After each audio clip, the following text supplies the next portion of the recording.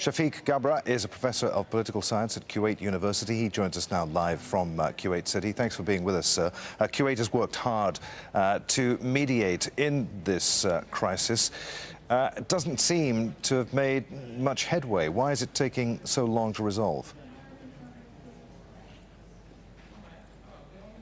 Well, it's a complex crisis, and it's a deep one, and it does take long to address such crises. It depends on the views of each of the parties.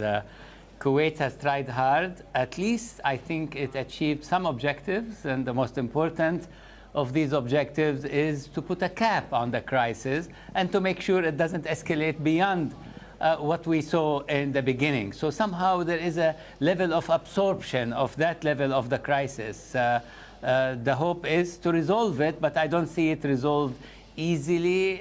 Maybe at some point there is a way to open up for civilians, the air, the traffic, the airports, the travel, the families, the trade, the people who were hit most, and to let the governments later on resolve issues that may not be necessarily fully resolvable.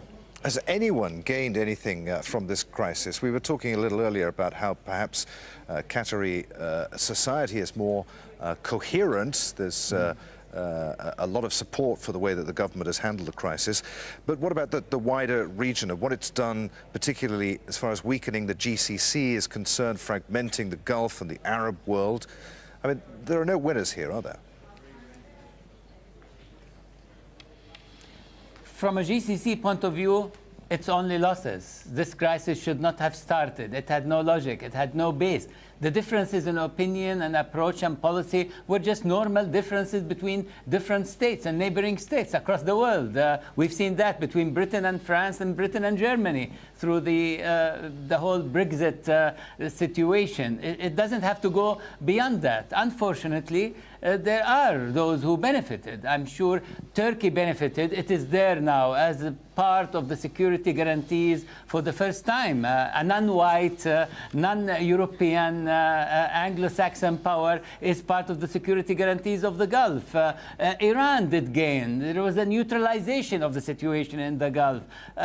Russia, there are new packages and military deals, etc., etc. So yes, the GCC lost, but others have gained. And I think Qatar gained at least in one way. It lost financially, but it gained. It gained the country. It gained its ability to maintain its sovereignty, its ability to manage under stress and hope for the better as it's able to diversify its economy and look for new trade routes. You mentioned that this blockade has torn families apart. Politically, there is so much distrust. And the wounds are perhaps too deep to see any kind of solution in the near future. Is there, though, a potential for at least a resolution related to civilians, trade, travel? Do you think that the blockade will eventually be eased? I think at some point that will be eased. I think at some point rationality, logic will prevail. It takes time. It takes the good offices of mediators, such as Sheikh Sabah Al-Ahmad, the Emir of Kuwait, and the Kuwaiti efforts.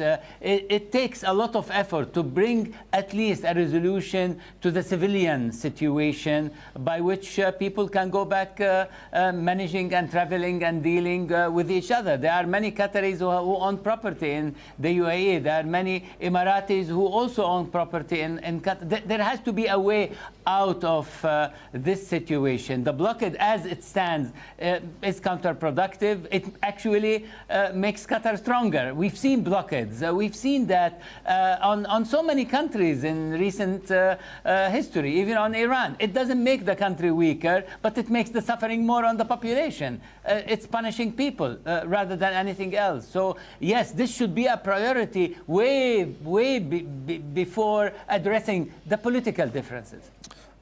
Good to talk to you. So many thanks indeed for being with us, Professor Shafeeq Ghabra there in Kuwait.